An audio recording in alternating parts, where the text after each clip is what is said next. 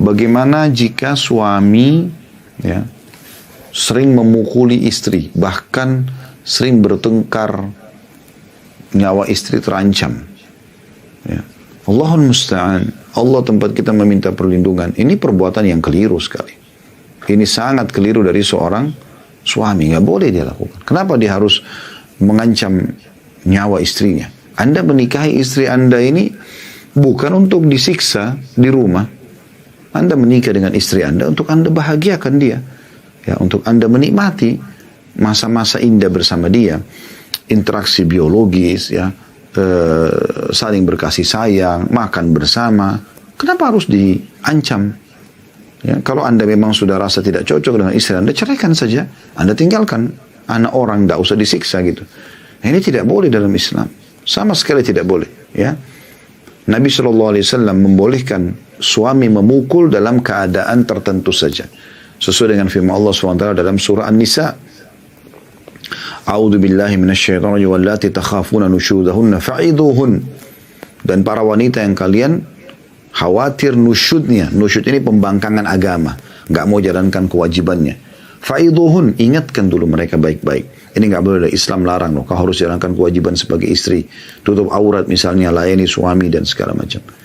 Kalau dia tolak, wahjuruhun, boikot mereka di ranjang, ya. Dan kata Nabi SAW, wala tahjur illa fil bait, dan jangan pernah kau memboikot istrimu, ya, di ranjang, ya, biologis tanda kutip di sini, kecuali di rumah. Nggak boleh kita ngambekkan tinggalin rumah gitu kan. Kalau juga nolak, tetap juga tidak mau berubah, ya, wadribuhun, baru boleh dipukul. Fa inna ta'nakum fala tabghu alaihinna sabila. Dan kalau istri sudah patuh, maka jangan pernah mencari-cari lagi kesalahannya. Gitu kan. Jadi jelas sekali bagaimana syariat Allah Subhanahu wa ta'ala mengajarkan kepada kita caranya. Tapi kalau ada suami yang membuat istrinya sampai traumatis, sampai rasanya kalau suami keluar dia gembira sekali, ya, istri gembira, merasa kayak lepas dari sebuah penjara, ya, atau kalau suaminya safar. Tapi kalau suaminya pulang seperti seakan-akan ada sosok bajingan besar yang akan datang ke rumah, yang pasti akan mukul, pasti akan kasar. Maka ini kerusakan dalam rumah tangga. Sama sekali tidak pernah Islam mengajarkan seperti ini, ya.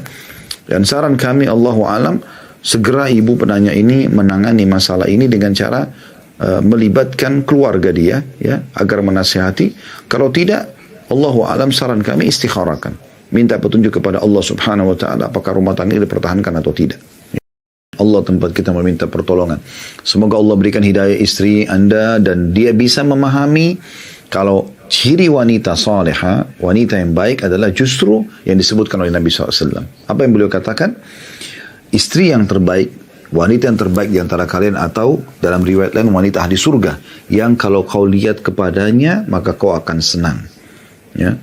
Artinya dia berpakaian, berdandan, ya, berpenampilan, berparas wajah yang suaminya suka, senyum, ramah, wangi dan seterusnya. Ya. Kemudian kalau, ya, engkau memerintahkannya maka dia akan patuh. Nah, ini tidak suka bantah. Ya. Dia dahulukan selalu suaminya. Memang itu wanita terbaik. Dan kalau kau sedang tidak bersamanya maka dia selalu menjaga, ya, kehormatannya. Jadi dia tidak selingkuh gitu. Nah, ini wanita yang terbaik, ini wanita ahli surga. Anda bahasakan kepada istri itu. Ini cukup banyak artikel yang menulis masalah, Anda bisa ketik di Google, insya Allah keluar banyak artikel tentang istri soleha. Anda ambil artikel tersebut, lalu kemudian bacakan depan istri. Ini loh, ada seperti ini hadis-hadisnya, ya. Ini perlu digarisbawahi gitu kan. Harusnya begini, harusnya begitu. Berikan masukan. Sambil juga Anda doakan kepada dia. Itu saran kami. Dan selalu saya sarankan teman-teman kembali kepada nasihat agama. Karena tidak ada yang bisa melunakkan hati seseorang. Berubah dari pelit menjadi dermawan. Dari penakut menjadi pemberani. Dari jahat menjadi baik. Semuanya kecuali agama. Hanya itu yang bisa mengubah seseorang. Ya, Allahu a'lam. Suami saya selingkuh sudah 6 tahun. Saat ini sedang dalam proses mau menikahi selingkuhannya, dalam kondisi dua keluarga sudah berseteru karena perselingkuhan ini. Dalam kurung keluarga selingkuhan dan keluarga suami saya. Sebaiknya apa yang harus saya lakukan? Dipoligami atau cerai? Karena hati saya sudah terluka dan dendam. Ini tentu jawaban yang paling baik. Anda istikharakan kepada Allah SWT. Saran kami, Anda istikharakan kepada Allah Subhanahu wa ta'ala. Anda sholat 2 rakaat. Anda minta kepada Allah SWT petunjuk, ya. Apakah rumah tangga ibu dipertahankan atau tidak? Ya, karena ini bukan masalah poligaminya. Poligami bagian daripada perintah agama. Permasalahan ada selingkuhan, ya. Berarti selingkuh ini biasanya kan ada sesuatu yang salah dalam agama yang dilakukan, gitu kan. Apalagi di sini dikatakan sudah 6 tahun. Masalah dia menikah sama selingkuhannya itu hak dia sebagai suami. Tapi saya titik beratkan pertanyaan yang ibu tanyakan. Apa yang harus saya lakukan di poligami atau cerai? Ya. Maka saya katakan Anda istikharakan kepada Allah SWT. Salat 2 rakaat, terus minta petunjuk kepada Allah SWT. Ibu niat dalam hati istikharah. Setelah salam, ibu ketik di Google 2 istikharah. Anda baca 2 istikharah itu. Kan mulia sekali kan. Di antara maknanya adalah kalau perkara ini, maksudnya, dan ibu sebutkan rumah tangga saya dengan suami saya sekarang, dan poligaminya dia baik buat agamaku, buat duniaku, buat akhiratku, maka mudahkan dan berkahi. Kalau itu buruk, maka jauhkan aku dari dia, jauhkan dia dari aku, dan tentukanlah kebaikan dimanapun aku berada, dan buatlah aku ridho. Itu isi akhir penutupan 2 istikharah. Tentu awalnya Anda baca dulu semuanya, ya, ada puji-pujian kepada Allah SWT, kemudian baru masuk ke permintaan seperti ini. Nah, itu saran kami yang pertama, Anda istikharah. Yang kedua, Anda, ini juga pernah kami sarankan kepada seorang mu'allaf yang datang sama suaminya ke kantor, kemudian suaminya mau poligami. Istrinya berat menerima. Lalu saya tanya, ibu kenapa berat menerima poligami? Dia mengatakan, karena saya takut suami saya berubah. Atau suami saya meninggalkan saya. Saya bilang, baik. Sekarang, tanyakan poin itu kepada suami. Tanyakan 2 hal. Yang pertama, sudah faham belum tentang poligami dalam Islam? Karena ini syariat, ini hukum Allah Subhanahu Wa Taala, dan ada peraturan-peraturannya. Sudah faham belum? Ya, apa itu poligami, gitu kan? Kemudian apa kewajiban suami yang berpoligami? Masalah nafkah, masalah pembagian malam, keadilan dalam hal ini, ya. Kalau dia sudah bilang iya, dia sudah paham, dia bisa jelaskan. Yang kedua, Anda tanyakan, baik. Sekarang saya ini ada muncul kekhawatiran dalam hati. Kalau terjadi poligami, gitu kan, nanti kamu ini berubah, meninggalkan saya, berubah, ya, tidak lagi cinta sama saya atau menomorduakan saya. Saya tidak mau ini, saya terganggu dengan ini. Dia bilang tidak, saya janji saya tidak akan berubah dan segala macam. Oke, tulis, tuangkan dalam tulisan. Kalau saya si fulan, nama ini, nomor KTP ini, misalnya, ya. Selaku suami dari fulana, ditulis nama ibu misalnya, kemudian saya berniat berpoligami dan saya berjanji pada istri saya, setelah saya berpoligami saya tidak akan berubah, ya, saya tidak akan mengubah kasih sayang saya, cinta dan perhatian saya kepada istri saya, ya. Yang dimaksudkan adalah istri pertama yang karena namanya ditulis itu, ya. Datangkan saksi, kemudian pakai materi tanda tanganin, gitu, ya. Jadi was-was ibu hilang, oke? Itu pun ibu mengatakan, saya ingin melakukan hal yang lain lagi. Yaitu, ibu ketemu sama calon istrinya. Ibu bahasakan. Suami saya membahasakan, dia akan poligami dengan Anda. Saya ingin tahu sekarang, apakah Anda sudah paham poligami? Bagaimana poligami itu? Kalau dia iya, coba jelaskan apa itu poligami, seperti apa? Sudah tahu nggak ada pembagian malam, ada keadilan dalam nafkah, gitu kan? Kalau dia bilang iya, baik. Yang kedua, saya ini terganggu. Saya ini sebagai istri terganggu. Saya tidak mau suami saya berubah dengan saya. Jangan kehadiran kamu ini membuat rumah tangga kami jadi kacau. Bagaimana kamu menenangkan saya ini? Oh enggak, saya janji saya tidak akan mengganggu rumah tangga. Saya hanya mau menyempurnakan saya. Apa janji dia? Oke. Baik, coba tuangkan di kertas. Saya atas nama Fulana binti Fulana, misalnya Fulana binti Fulan, saya nomor KTP ini, saya akan menikah dengan seorang laki-laki bernama Fulan. Dia adalah suami dari saudari saya muslimah yang bernama Fulana, ditulis nama ibu. Dan saya berjanji kepada istri pertamanya yang bernama Fulana untuk tidak mengganggu rumah tangga ini. Saya hanya mau menyempurnakan poligami dan mengikuti syariat Islam misalnya. Pakai materi tanda tangan. Setelah itu Anda mengatakan, saya mau istikharahkan dulu. Lalu Anda istikharah lagi kepada Allah Subhanahu Wa Taala, minta petunjuk ya kepada Allah. Kalau memang ini baik, Allah akan mudahkan. Kalau ini buruk, Allah akan batalkan. Itu yang kami ketahui. Allahu alam. Ini cara yang terbaik, gitu kan? Cara yang terbaik supaya kita tidak menyesal nanti. Jangan sampai kita ambil keputusan A atau B.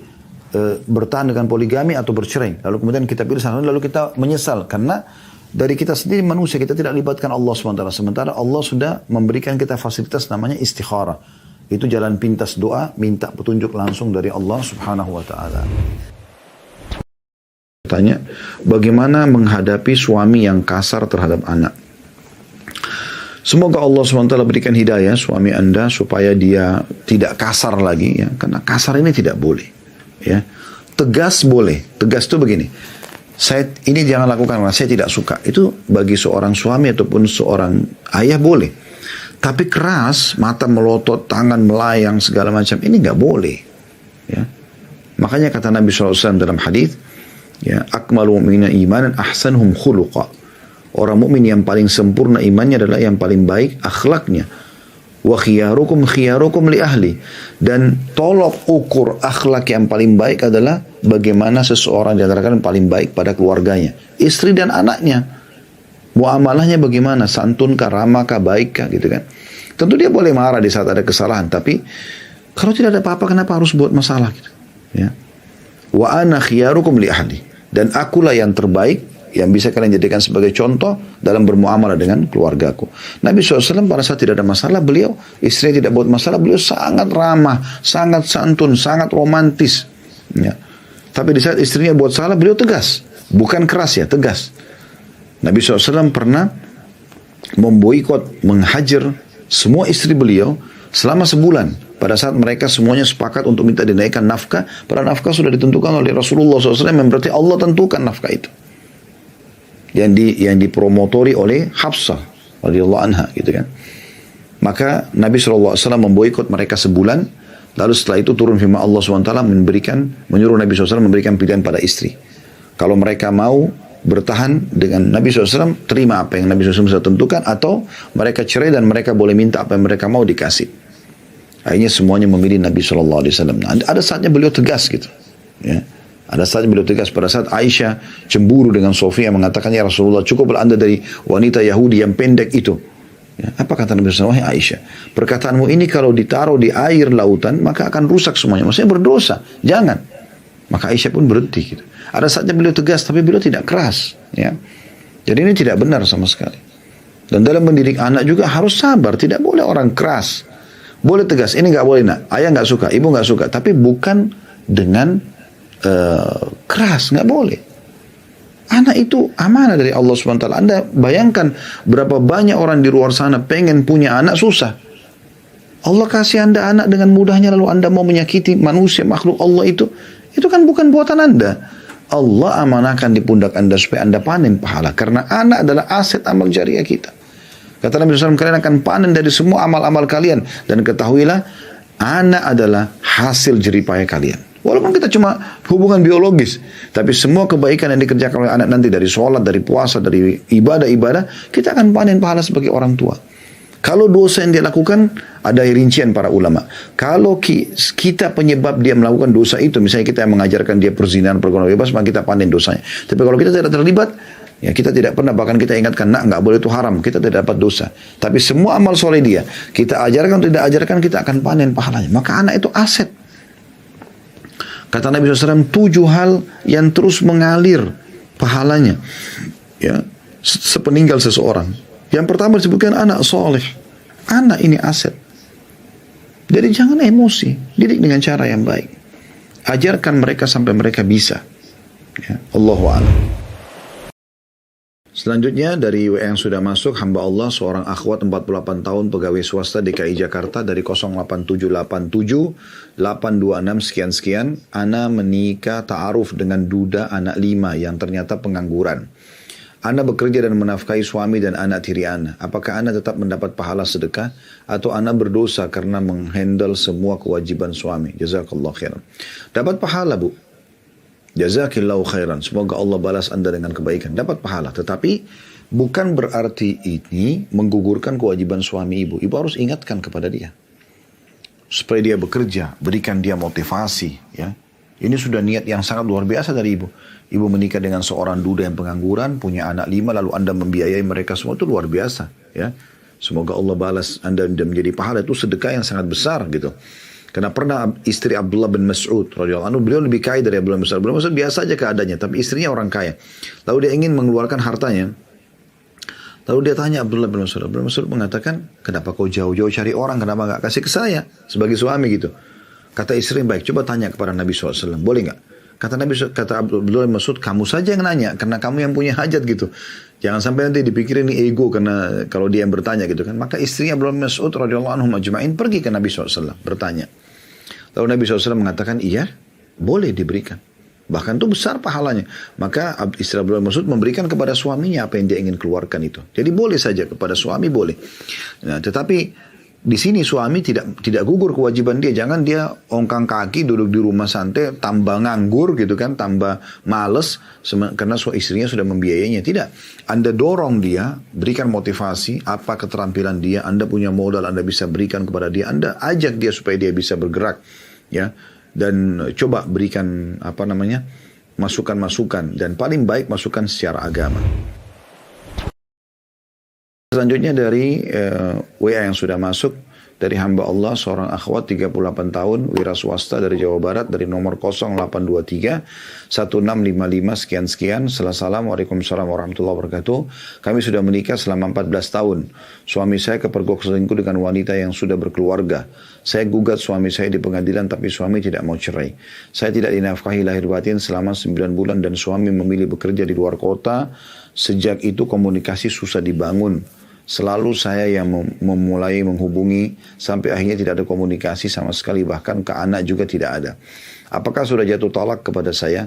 Apakah jika suami mau mempertahankan hubungan ini, kita harus akad kembali karena tidak ada hubungan suami istri setelah kata-kata itu? Mohon penjelasannya Pak Ustadz. Terima kasih, semoga Allah selalu membahagiakan dan menyehatkan Pak Ustadz. Jazakallah khair.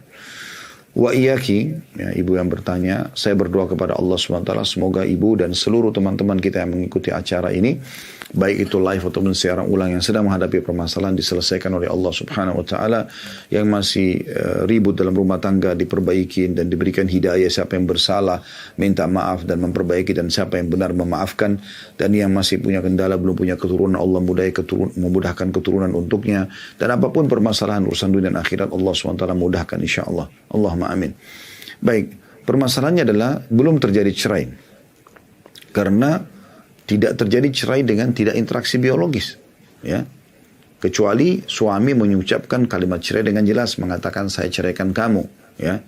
Atau kalimat yang berbau isyarat, ya, tapi niatnya cerai. Seperti misalnya mengatakan pulanglah ke rumah orang tuamu misalnya, tapi dia niat menceraikan istrinya, maka itu baru jatuh tolaknya, ya. Atau kasus Anda ajukan di pengadilan dan hakim sudah memutuskan perceraian. Nah, di situ baru jatuh perceraian. Kalau selama tidak, maka tidak ada hubungannya sama sekali. Itu berhubungan dengan masalah hukum, apakah jatuh tolak atau tidak, atau suami mau memperbaiki. Cuma memang saran saya adalah, suami Anda harus diberikan nasihat ini, ya.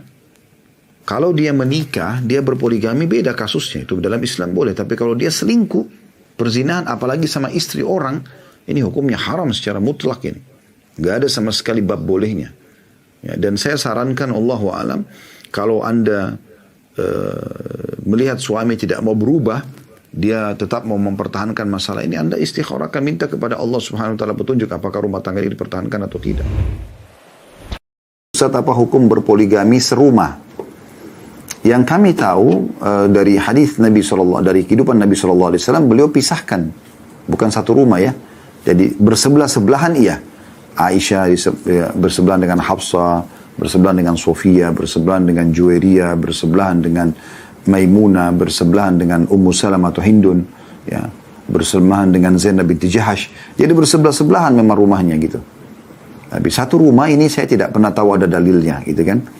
Nah, kecuali mungkin kondisinya dia berpoligami dan memang tidak memungkinkan, dia tidak punya kemampuan, hanya dia memisahkan kamar misalnya, lantai satu istri pertama, lantai dua istri kedua, ya. Seperti di beberapa keadaan di Saudi itu, mereka punya building atau bangunan yang berpisah saja gitu, ya, berpisah. Jadi unit-unitnya cuma di-skat-skat karena itu kemampuan dia. Maka Allah alam, la yukallifullahu nafsan illa wus'aha. Allah tidak menentukan orang di atas kemampuannya. Itu yang kami ketahui. Tapi dasar hukumnya beda rumah. Itulah yang dicontohkan oleh Nabi SAW dengan para istri beliau. Mana kalau nikah tapi ibu kurang restu karena calon suami bukan orang kaya walaupun dia baik. Di sini kita kembali kepada dalil hadis Nabi SAW, wa ankihul akfa'a minkum, dan nikahlah dengan orang yang sepadan dengan kalian. Maksudnya sepadan di sini teman-teman sekalian adalah setara. Ya, kalau seandainya memang Anda yang bertanya ini kondisi ekonomi keluarga sangat mapan, kemudian misalnya ada yang melamar dan memang dia jauh dari sisi itu ya, walaupun dia baik, dan ternyata masih ada calon yang mungkin sepadan dengan Anda dari sisi ekonomi, ya, sehingga nanti dia tidak kaget dengan kondisi dan keadaan termasuk pengeluaran kebutuhan Anda sebagai nafkah, kemudian fasilitas yang Anda butuhkan. Anda sudah terbiasa dengan model rumah tertentu, kendaraan, ya, jenis makanan, jenis pakaian, sepatu, tas, dan seterusnya. Ini kan kebutuhan-kebutuhan yang ada, ya, kalau Anda sudah terbiasa dengan satu jenis tertentu, kemudian dia tidak mampu memenuhi, apakah Anda siap untuk itu? Ya? Oleh karena itu memang hadis Nabi SAW ini sangat agung sekali, bagaimana mengatur agar menikah dengan orang yang sepadan, artinya selevel. Ya, pendidikan Anda sangat tinggi, Anda menikah dengan orang yang pendidikan juga tidak jauh dari Anda. Kalau tidak, nanti komunikasinya akan sulit gitu. Ya. Dan ini banyak terjadi di lapangan. Kemudian juga kalau keadaan ekonomi Anda sangat mapan, Anda menikah dengan orang yang miskin sekali misalnya. Nah, ini berpengaruh, terutama kalau dari kalangan laki-lakinya, karena dia kan nanti yang akan menafkahi gitu. Kecuali memang si wanita ini benar-benar membuka diri, dianya memang siap untuk mungkin tidak dinafkahi, ya, dari sisi materi misalnya, bahkan dia yang membantu suaminya, itu mungkin. Karena Abdullah bin Mas'ud radhiyallahu menikah dengan wanita kaya, Nabi SAW menikah dengan Khadijah yang lebih kaya daripada beliau. Ya. Tapi di sini kondisi istri-istri ini memang mulia mereka memang justru mau yang penting statusnya sebagai istri ya terpenuhi, dan dia memang suka dengan suaminya, ya tidak ada masalah. Tapi di saat Anda cuma mau coba-coba, jangan, karena nanti akan ada perbedaan yang sangat terlihat antara Anda sama dia gitu kan. Anda terbiasa pakai baju yang harganya misalnya standarnya 500.000 ke atas, bagi dia 500.000 itu sangat bernilai untuk dipakai makan misalnya ya. Mungkin bisa bentrok, untuk apa kamu beli baju semahal itu walaupun uangmu segala macam, kan bisa jadi gitu ya. Nah, kecuali memang ada keridoan Anda dan dia pun bisa memahami itu ya. Anda jelaskan dari awal, kalau saya ini hidup saya begini loh ya, biasa orang tua saya itu mengeluarkan buat saya sebulan sekian, saya bukan minta itu, tapi saya ingatkan. Dan kadang-kadang kami itu, pola kami makan itu begini, kami biasa makan begini, kami beli pakaian itu yang bermerek ini misalnya. Bukan untuk materialistik, bukan materialistik, tapi memang karena memang ini keadaannya. Ya. Anda biasa diajak oleh orang tua makan di satu restoran tertentu, mungkin calon suami Anda ini tidak mampu untuk mengajak Anda makan di sana. Anda terima nggak sebagai istri? Atau kalau misalnya Anda mengajak suami Anda nanti makan situ walaupun Anda yang bayar, dia mau nggak? Jangan dia protes gitu. Nah itu harus jelas dulu semua dari awal, gitu kan? Jadi ada ketimpangan nanti yang terjadi yang dikhawatirkan malah memperkeruh permasalahan. Karena banyak terjadi seperti itu. Laki-lakinya hanya kecil hati gitu kan. Selalu istrinya yang beli makanan, yang beli pakaian, mobil yang dia pakai mobil istrinya, rumah yang dia tinggal di rumah istrinya. Ini jadi nggak enak juga laki-laki kan kalau punya harga diri. Tapi kalau memang si perempuannya yang memang membuka diri, malah menyambut dengan baik hati segala macam, dan suaminya juga memahami, ini bukan saya menunggangi, tapi dia juga coba terlibat dengan andil-andil dia, apa yang dia bisa lakukan di rumah situ ya, memberikan sesuatu, membeli sesuatu, ini bisa, ya, oke, nggak ada masalah. Yang penting ada kesepakatan dulu awal. Jadi seperti itu. Jadi saya melihat Allahu alam, ibu Anda pasti sayang dengan Anda dan dia pasti punya pertimbangan-pertimbangan tertentu. Anda boleh tanyakan kepada ibu, kenapa kira-kira, apa sebabnya Bu? Oh nanti mungkin dia nggak bisa sesuai dengan kita, nanti ini, nanti itu, nanti ini. Semua itu harus jelas. Oke, kita tanyakan kepada calon laki-laki, calon suami ini, bagaimana dia menanggapi itu semua. Ya, Allahu a'lam. Kalau itu semua bisa berjalan dengan baik, gak ada masalah. Tapi kalau tidak bisa dari awal, jangan hanya karena dia orang baik. Yang penting sekarang bisa nanti melanggengkan rumah tangga Anda. Allahu a'lam. Baik, ini jawaban kami. Ustadz, saya sering dipojokkan sama keluarga karena tidak mau kerja di tempat yang mereka tentukan. Alasannya saya tidak mau kerja di tempat tersebut karena udzubillah mudaratnya banyak sekali. Saya tidak tahu ini posisi Anda sebagai apa di sini. Apakah memang Anda posisi sebagai anak sehingga orang tua Anda yang menekan itu? Atau secara umum keluarga saja gitu. Dan saya juga tidak tahu batasan mudarat yang Anda maksudkan ini apa. Gitu. Kalau yang dimaksud mudarat ini adalah kemaksiatan kepada Allah SWT, itu perbuatan yang mulia Anda tinggalkan itu.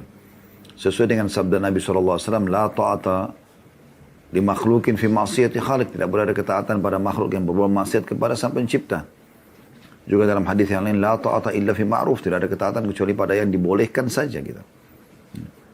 Jadi memang dasarnya tidak boleh gitu. Tapi kalau yang Anda maksudkan mudarat ini adalah secara umum, misalnya Anda kalau bekerja di tempat lain, gajinya misalnya 5 juta. Kalau sama keluarga cuma 4 juta. Anda lihat ada mudaratnya buat Anda. Karena tidak ada sama kerabat, akhirnya kita mengalah. Padahal sebenarnya 1 juta rupiah itu kita butuhkan, gitu kan. Maka ini tinggal negosiasikan baik-baik gitu. Tinggal bicara baik-baik kepada keluarga, mengatakan ini di tempat sana kerja jamnya sama, ya, yang dibutuhkan juga pekerjaannya sama. Hanya saja gajinya ditawarkan 5 juta, ini buktinya gitu. Makanya saya lebih milih itu misalnya. Nah itu bisa dibahasakan baik-baik. Allahu a'lam. Assalamualaikum warahmatullahi wabarakatuh. Waalaikumsalam warahmatullahi wabarakatuh. Bismillahirrahmanirrahim. Mohon izin Ustadz. Saya seorang penyintas HIV, tapi alhamdulillah secara medis, dokter saya mengizinkan untuk menikah dikarenakan secara medis sudah membaik dan insya Allah tidak akan menularkan kepada pasangan atau keturunan saya kelak. Amin ya rabbal alamin. Dan saya sudah menjelaskan kepada calon pasangan saya tentang kondisi medis saya ini. Pertanyaannya Ustadz, bagaimana cara merespon calon pasangan saya yang selalu bertanya soal dosa-dosa masa lalu yang pernah saya lakukan? Apakah hal tersebut suatu kewajiban untuk disinggung kepada calon pasangan, sedangkan saya adalah orang yang sedang berusaha untuk terus memperbaiki diri dan memantaskan diri. Seperti itu Ustaz. Terima kasih Ustaz. Ya, barakallahu fikum. Wassalamualaikum warahmatullahi wabarakatuh. Fika barakallah. Semoga Allah SWT sempurnakan penyembuhan cobaan penyakit ini kepada Bapak ya. Saya akan langsung jawab pertanyaannya. Jadi tidak ada kewajiban Bapak untuk menjelaskan tentang pelanggaran masa lalu. Ya, cukup bilang itu antara saya sama Allah dan saya tidak mau bahas lagi. Itu bisa Bapak bahasakan begitu, ya. Dan tidak ada haknya istri ataupun suami memaksa pasangannya mengatakan saya mau tahu kamu melakukan begini dan begitu. Walaupun dia boleh bertanya, itu tidak dilarang juga kalau dia bertanya gitu kan, untuk menenangkan hati dia. Tapi secara rinci itu nggak perlu. Allahu a'lam. Jadi saran kami kalau memang Bapak mau jawab pun, ya pernah terjadi perzinahan misalnya. Udah. Sama siapa, kapan, berapa kali, itu nggak usah dibahas. Gitu. Ya, Allahu a'lam. Baik. Pegawai swasta dari Jawa Barat. 082114666 sekian-sekian. Setelah Assalamualaikum warahmatullahi wabarakatuh, saya bekerja untuk membantu suami memenuhi kebutuhan kami. Tapi seringkali suami tidak membantu saya dalam mengurus rumah dan anak. Saat saya marah karena lelah, saya mendiamkan suami saya. Apakah saya berdosa? Lalu apa yang harus saya lakukan? Jazakallah khairan. Berdosa, Bu. Kenapa ibu harus marah dengan dia? Dia tidak punya kewajiban untuk membantu. Masalah rumah tangga itu cuma tambahan saja. Kalau dia mau lakukan. Sebagaimana Anda juga sama. Anda bekerja memenuhi kebutuhan suami, sebagai rumah tangga, itu bukan kewajiban Anda. Anda bisa berhentikan itu. Nah, Anda bisa fokus mengurus anak-anak Anda. Jadi sebenarnya satu sisi Anda ya, tidak punya kewajiban bekerja mencari nafkah juga sama suami, sehingga terbengkalai kadang-kadang kebutuhan rumah tangga, sulit Anda bagi waktunya. Maka Anda bisa fokus kepada yang wajib saja. Wajib adalah melayani suami dan anak-anak serta mengurus rumah, bukan bekerjanya. Begitu juga suami. Dia tidak punya kewajiban untuk membantu dalam urusan rumah tangga, tapi dia boleh membantunya di saat memang dia lowong dan dia mau gitu. Jadi Allahu a'lam, yang saya tahu ibu jangan diamkan, tapi temukan solusinya. Temukan solusinya gitu. Kalau misalnya perlu sekali Anda punya 2-3 anak, di sana lagi nangis, yang sini dari nangis, lagi nangis, Anda lagi harus masak. Anda bicara baik-baik, pakai kesantunan, sayang, tolong ini, bisa nggak bantu sebentar aja misalnya, contoh, bisa kan? Ya, jadi jangan Anda diami, tidak boleh mendiami suami dalam hal seperti ini. Ini istilah hajir ya, memboikot, tapi ini tidak boleh. Allahu a'lam yang kami ketahui. Halalkah menceraikan istri yang tidak mau menurut sama suami dalam hal berbakti kepada orang tua suami? Kenapa harus ceraikan dulu? Jangan dulu bahas cerai. Tanya dulu kenapa dia tidak mau. Korek dulu sebabnya. Apa sebabnya? Mungkin memang ibu Anda cerewet misalnya, ya, ibu mertua dia di sini. Atau suka ngatur, atau jauh dari agama, atau misalnya. Anda lihat faktornya apa sebabnya gitu. Kalau ternyata memang yang salah orang tua Anda, jangan ceraikan istri. Tapi ajak dia supaya dia bisa bersabar. Karena ada banyak kasus gitu.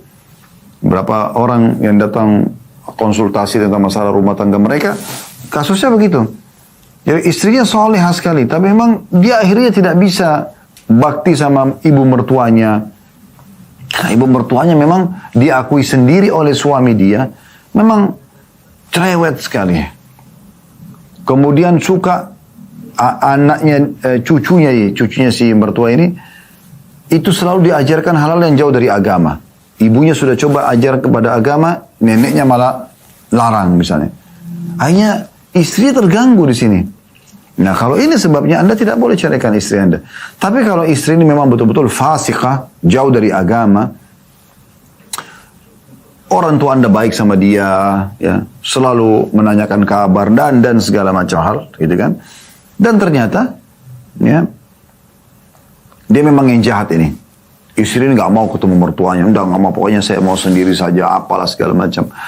Nggak mau pokoknya. Padahal tidak ada kesalahan dari orang tua. Nah ini wajar. Anda istikharahkan, Anda ceraikan saja. Ganti wanita yang bisa baik sama orang tua Anda. Dan kata kuncinya saudaraku seiman. Wahai para muslim, cari wanita mukminah di pesantren, di masjid, di majelis ta'lim. Cari mereka di situ. Dari keluarga yang baik-baik. Dan wahai para muslimah, cari laki-laki mukmin. Tempat mereka masjid, majelis ta'lim. Orang-orang yang saleh, keluarga baik-baik. Baru Anda bisa mendapatkan ketentraman insya Allah. Apa yang harus dilakukan apabila dalam satu keluarga ada masalah yang sangat rumit? Anda kalau hadapi masalah apapun, ini saran kami, masalah apapun, letakkan masalah itu di depan Anda dan anggap Anda ini bukan orang yang sedang menghadapinya. Contoh misal, Anda bertengkar dengan seseorang. Coba Anda letakkan masalah pertengkaran itu di depan Anda dan Anda keluar seakan-akan bukan Anda yang sedang menghadapinya. Tapi ada orang konsultasi. Anda coba posisikan diri Anda sebagai orang yang jadi rival atau setru Anda ini. Nanti Anda lihat kira-kira dengan fair, dengan adil dalam diri Anda siapa yang salah. Akan kelihatan nanti. Oh dia bertahan karena itu dengan alasan ini. Saya bertahan karena alasan ini misalnya.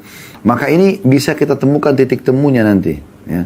Ternyata yang salah saya minta maaf. Ternyata yang salah dia, kita ingatkan dia. Setelah kita susun poin-poinnya, ini loh, kamu itu keliru karena ini. Gitu.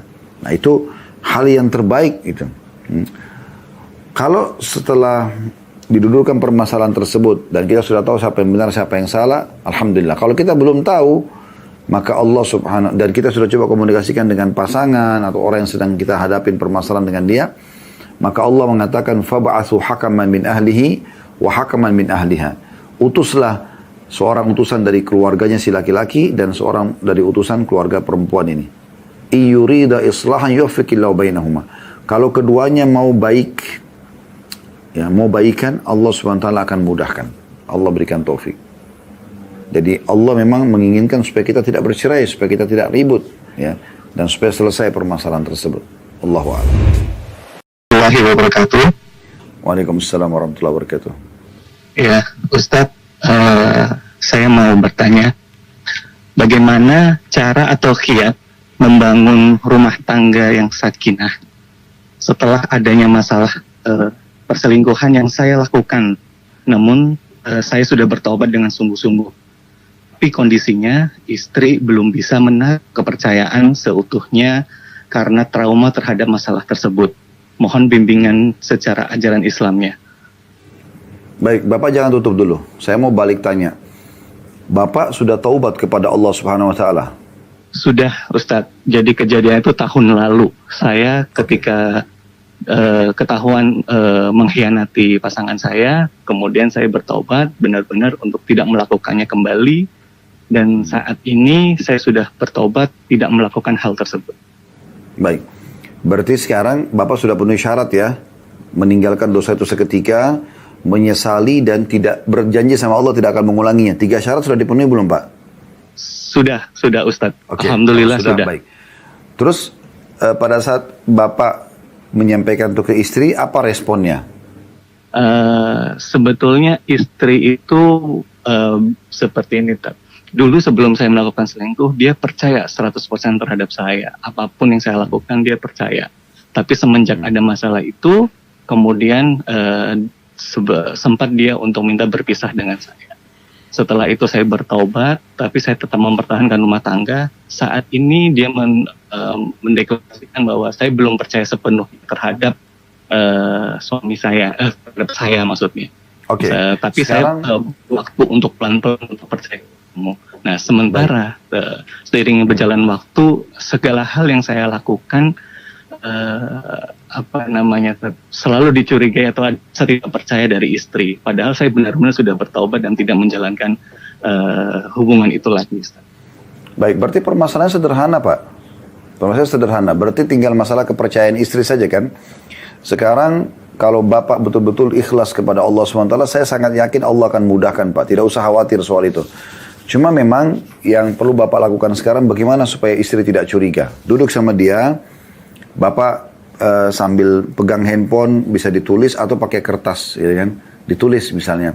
Baik, sekarang supaya kamu tidak curiga sama saya, karena saya ini harus bekerja, saya harus keluar rumah, saya interaksi sama orang, ini terjadi. Antara saya sama Allah saya sudah tobat nasuha, dan itu tidak ada hubungannya sama kamu gitu. Ini untuk hubungan saya sama Allah. Sekarang tinggal kamu bagaimana supaya tenangkan. Saya ingin mempertahankan rumah tangga kita ini. Oh, saya curiga kalau nanti di tempat kerja akan ada perempuan lagi. Baik, saya tulis. Berarti karena ada perempuan yang dikhawatirkan. Ada yang masalah lain? Apa kira-kira yang jadi beban di pikiran dia? Bapak tulis depan dia. Kemudian Bapak cairkan itu satu persatu. Misalnya Bapak mengatakan, saya berjanji, saya tidak akan berhubungan lagi dengan wanita yang bukan mahram. Dan saya, kalau itu terjadi, saya melanggar, maka saya mengizinkan istri saya untuk mengajukan perceraian misalnya. Jadi biar dia tenang gitu. Ya.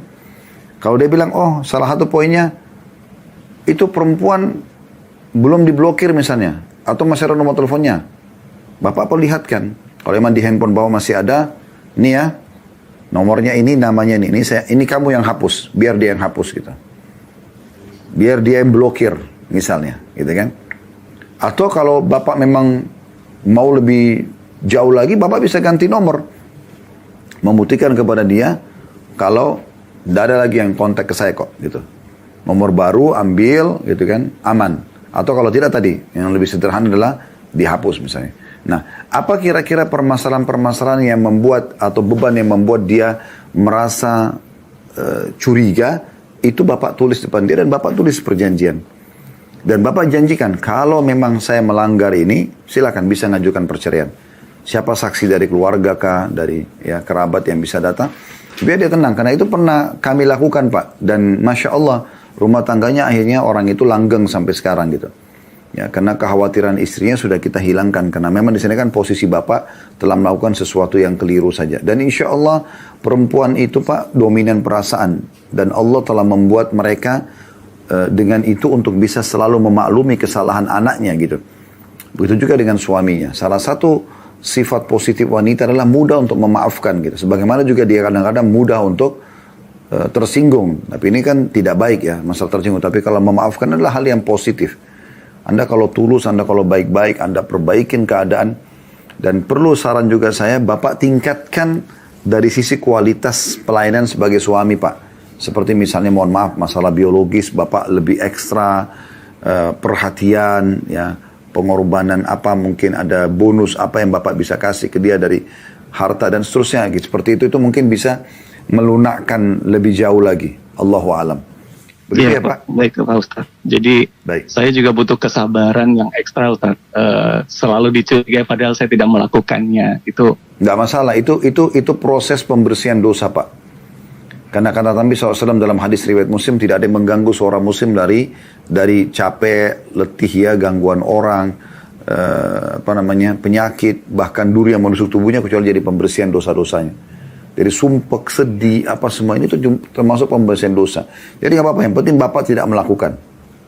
ya baik Tat. Terima kasih Ustaz. Baik, sama-sama.